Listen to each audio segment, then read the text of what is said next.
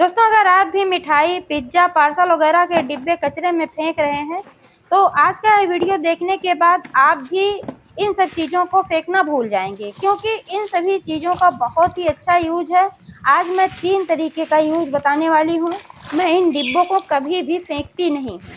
तो दोस्तों, वीडियो पर अंत तक बने रहें, बिना स्किप किए पूरा देखें और जानकारी अगर पसंद आए तो लाइक करें, शेयर करें। चैनल को अभी तक सब्सक्राइब नहीं किया है तो प्लीज़ चैनल को भी सब्सक्राइब करके बेल आइकन को प्रेस कर लें, ताकि सारे अपडेट्स आपको मिलते रहें। नमस्कार दोस्तों, स्वागत है मेरे YouTube channel gardening with Poonam में।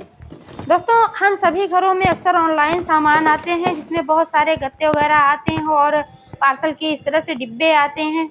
और सभी घरों में अक्सर मिठाइयाँ वगैरह भी आती रहती हैं, उनके डिब्बे होते हैं। और पिज्ज़ा वगैरह भी आता रहता है, इनके भी डिब्बे, और भी बहुत तरीके के ऐसे ही कागज़ के डिब्बे होते हैं। ये डिब्बे अक्सर दोस्तों कागज़ या कार्डबोर्ड वगैरह के बने होते हैं। तो सबसे पहला जो यूज है, आप देख पा रहे हैं कि यहाँ जो सारे डिब्बे हैं, इन सभी डिब्बों को छोटे छोटे टुकड़ों में तोड़ लेना है और इसमें जो ये प्लास्टिक टाइप का लगा हुआ है, इसको अलग कर देना है। इसको इसमें नहीं रहने देना है। पार्सल के डिब्बों में पैक करते समय इसमें थोड़ा पिन वगैरह का भी इस्तेमाल होता है, तो संभाल करके इसको निकालना है, हाथ में ना लगे, और इसको भी निकाल देना है। और इन सब चीज़ों को निकालने के बाद फिर इसका यूज करना, छोटे छोटे टुकड़ों में ऐसे ही तोड़ना है और इसको यूज करना है कंपोस्ट खाद बनाने में। चाहे आप पूजा के फूलों से बना रहे हैं, जो पूजा में यूज होते हैं, और फूलों को बहुत सारे लोग फेंक देते हैं। फूलों को भी नहीं फेंकना चाहिए, क्योंकि जो ये पूजा में चढ़ाए हुए फूल होते हैं, निर्माल्य बन जाते हैं। इनको ऐसी जगह पर नहीं फेंकना चाहिए जहाँ लोगों के पैर पड़ें, क्योंकि इससे भगवान का अपमान होता है। और किचन में बहुत सारे कचरे निकलते हैं, सब्जियों के छिलके वगैरह होते हैं, तो इन सभी चीज़ों से हम बहुत ही बढ़िया कंपोस्ट बनाते हैं। तो साथ में इसको जब हम मिलाते हैं तो कार्बनिक पदार्थ जोड़ने का काम करता है, क्योंकि जब भी हम कोई फर्टिलाइज़र बनाते हैं तो उसमें कार्बनिक पदार्थ ज़रूर डालना चाहिए। बिना कार्बनिक पदार्थ के कोई भी फर्टिलाइज़र पूरा माना ही नहीं जाता है, ना ही वो पावरफुल होता है। ऐसे तो आप सिंपल तरीके से अगर बनाते हैं तो 1 डेढ़ महीना लग जाएगा, क्योंकि अभी गर्मी पड़ रही है तो गर्मियों में जल्दी डिकम्पोज होता है, सर्दियों में तो 2-3 महीने भी लग जाते हैं। लेकिन इधर तो अगर आप आलू प्याज या अक्सर आलू के छिलके और भी ऐसे थोड़ी सी जो इसमें मॉइस्चर ज़्यादा होता है, इन छिलकों को ऐसे रखते हैं तो 2 ही 3 दिन में ये सड़ना शुरू हो जाता है। लेकिन दोस्तों, आपको चाहिए कि बहुत जल्दी खाद बन जाए, यानी कि 5-7 दिनों में अगर आप खाद बनाना चाहते हैं, तो सबसे पहले आपको क्या करना है कि एक बकेट लेना है और इस बकेट में पानी लेना है थोड़ा सा, और जो ये छोटे छोटे कागज़ के टुकड़े हैं, इनको इस बकेट में डाल करके कम से कम 2-3 घंटे के लिए छोड़ देना है। ऐसे में क्या होगा कि ये जो कागज़ के टुकड़े हैं बहुत ही जल्दी गल जाएंगे, और जो आलू वगैरह के छिलके होते हैं और सब्जियों के छिलके, सड़ी गली पालक वगैरह के जो भी होते हैं, ये बहुत जल्दी डिकम्पोज्ड होते हैं। फूलों के जो होते हैं फूल, ये भी बहुत जल्दी डिकम्पोज्ड होते हैं जब इसमें मॉइस्चर होता है। तो आप चाहें तो इन सभी चीज़ों को एक साथ मिला करके किसी कंटेनर में रख सकते हैं, लेकिन जिस भी कंटेनर में आप रखें उसमें 4-5 छेद होना ज़रूरी है। या तो फिर आप इसको किसी बोरी में बना लें और बोरी में बाद में छेद कर लें। आप यहाँ पर देख पा रहे हैं, मैं बकेट में भी रखी हूँ और यहाँ पर बोरी में भी मैं बना रही हूँ कंपोस्ट खाद, और ये 90% बन करके रेडी हो गया है। बस थोड़ा सा बचा हुआ है, बहुत ही बढ़िया कंपोस्ट खाद बनकर तैयार होता है।